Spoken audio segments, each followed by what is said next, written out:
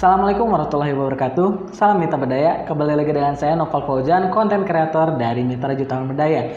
Pada kali ini kita akan melanjutkan pembahasan kita pada video sebelumnya bersama saya, yaitu bagaimana caranya mengoptimalkan YouTube dalam berbisnis online. Sekarang udah masuk ke part ketiga.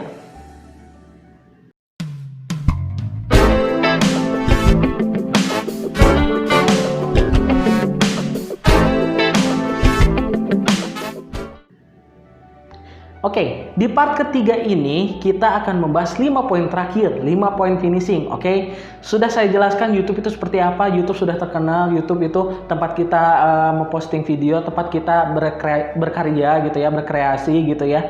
Nah, tempat kita juga untuk berbisnis gitu ya intinya. Nah, kita langsung aja masuk nih, tidak perlu berlalu lama karena saya sudah menjelaskan sebelumnya. Kita langsung masuk ke poin pertama. Poin pertama ini adalah menyiapkan thumbnail. Menyiapkan thumbnail ini apa? Kita harus menyiapkan formatnya gitu. Thumbnail dari awal sampai akhir itu kita harus mempunyai formatnya gitu. Misalnya konsisten seperti ini thumbnailnya gitu, bentuknya seperti ini thumbnailnya gitu, dengan perubahan sedikit-sedikit gitu tentang fotonya gitu. Misalnya format hurufnya mah mungkin bisa disamakan gitu kan ya. Nah, thumbnail juga harus lebih ngejreng gitu, harus lebih terlihat gitu. Soalnya thumbnail itu adalah tampilan pertama yang dilihat oleh penonton gitu. Nah, bagi kalian yang belum mengetahui thumbnail itu ketika kalian searching video, lalu ada videonya, nah ada tampilan awalnya tuh. Nah, itu adalah thumbnail. Tapi saya tidak menyarankan untuk clickbait. Clickbait sih boleh, tapi jangan terlalu sering dan hanya sedikit saja gitu. Nah, saya menyarankan sih real gitu. Misalnya videonya itu isinya tentang cara kita meningkatkan imunitas tubuh dalam COVID-19. Nah, thumbnailnya tinggal sebutkan aja cara meningkatkan imunitas gitu, singkat, padat, dan jelas gitu ya. Nah, jadi seperti itu gitu untuk thumbnail, karena awal dilihat gitu supaya orang-orang juga tertarik untuk mengklik video kita gitu. Oke, kita langsung maju ke poin kedua. Poin kedua itu memiliki template deskripsi postingan. Kemarin deskripsi channel ya. Sekarang deskripsi postingan nih.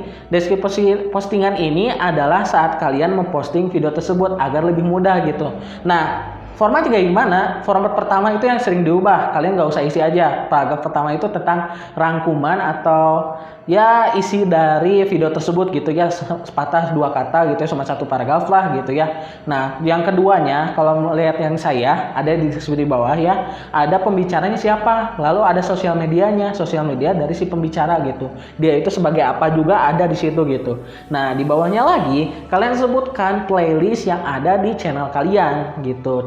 Misalnya channel ini nih ada playlist edukasi, playlist webinar, playlist produk dan lain sebagainya gitu. Lanjut lagi di bawahnya, bila kalian menggunakan sound atau back sound dari video lain gitu, saya menyarankan dari YouTube Studio. YouTube Studio itu menyediakan sound untuk kalian pakai gitu. Nah, di situ juga ada keterangan bahwa kalian harus mencantumkan link di deskripsi gitu, link dari suara tersebut atau sound tersebut ke dalam deskripsi agar video kalian aman gitu dalam copyright gitu. Nah, lanjut lagi ke poin ketiga, yaitu jadwalkan postingan. Jadwalkan postingan ini sangat penting karena penonton bisa tahu gitu ya. Balik lagi ke header kalian tuliskan juga tuh kalian posting pada hari apa dan jam berapa gitu. Misalnya setiap hari jam 9 gitu, atau misalnya setiap hari Jumat dan Sabtu jam 9 gitu. Nah, ini sangat bermanfaat karena penonton akan menunggu, akan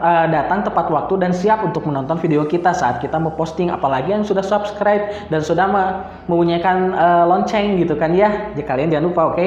Nah, setelah ada notifnya, mereka udah siap dan mereka tonton secepat mungkin. Karena bila kita tidak menjadwalkan, penonton tidak tahu jadwal kita mau posting kapan saja, maka penonton akan menumpukan videonya gitu. Misalnya nggak tahu nih kalau misalnya ada muncul video baru, nah malah ketimpa sama video yang barunya lagi gitu, yang udah muncul lagi gitu. Nah, ini berhubungan dengan poin ke selanjutnya gitu ya, poin keempat. Nah, poin selanjutnya ini itu adalah menggunakan fitur yang ada dalam YouTube. Nah, menggunakan semua fitur nih, mulai dari awal nih kan ya, kita dari bikin deskripsi ada keyword, kita gunakan keyword tapi yang berhubungan dengan isi video. Nah, lanjut lagi ke selanjutnya, yaitu penentukan layar akhir. Nah, balik lagi nih, kan sudah saya jelaskan dalam video sebelumnya tentang outro. Nah, di outro itu kan ada kita menempatkan video layar terakhir gitu ya. Jadi ada di bawahnya gitu, kalau bisa kalian langsung lihat aja ya di akhir video ini. Di bawahnya itu ada, bisa kita tentukan sih sebenarnya letaknya di mana, lalu tentang video apa yang kita rekomendasikan kepada penonton. Jadi kalau saya, playlist di bawah dan atas itu adalah video terbaru, agar penonton tuh bisa lanjut nontonin video kita gitu kan. Jadi nggak berhenti nggak nonstop gitu ya. Jadi mereka langsung nonton dari awal sampai akhir gitu. Nah, kan berhubungan dengan jadwal kan postingan nih di akhir, sebelumnya ada pribadi, sebagai video pribadi, publik atau tidak publik. Nah, di bawahnya ada, di bawah lagi itu ada tentang penjadwalan postingan. Penjadwalan postingan ini sangat penting. Jadi kita bisa kerja kapan aja. Misalnya kerja dari jam 8 sampai jam 5. Nah, di postingnya atau dipublikasikannya gitu jam 7 atau jam 8 setelah sholat isya. Biasanya jam-jam segitu itu orang-orang udah santai gitu kan ya, udah bisa nonton gitu kan ya. Jadi orang-orang bisa nonton gitu. Target penonton kita itu jadi makin banyak gitu kan ya.